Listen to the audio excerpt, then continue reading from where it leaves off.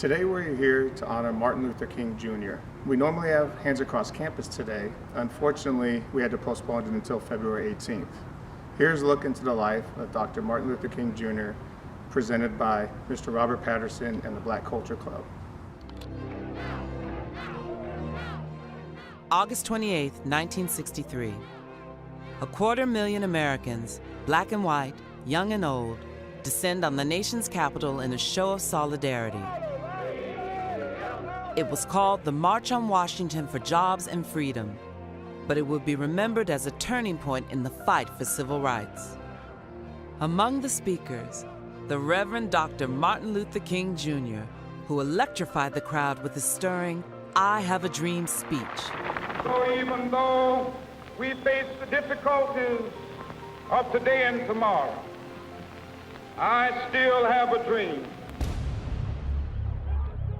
A few months earlier, racial tensions in the Deep South had erupted. News reports carried brutal images of fire hoses blasting at the backs of school children. President Kennedy had finally seen enough. In June of 1963, he presented sweeping civil rights legislation to Congress. Dr. King and others hoped a massive yet peaceful demonstration in Washington would spur passage of the bill.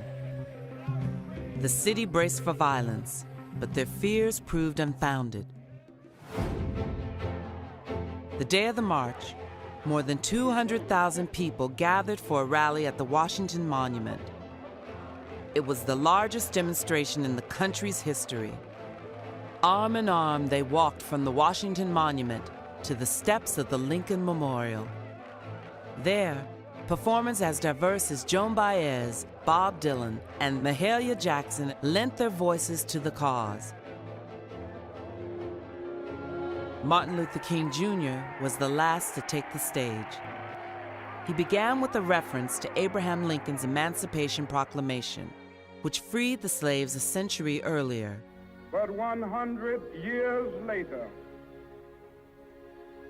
the Negro still is not free. Partway through, King put aside his prepared text and shared with the protesters his dream of equal rights for all. Let freedom ring, and when this happens,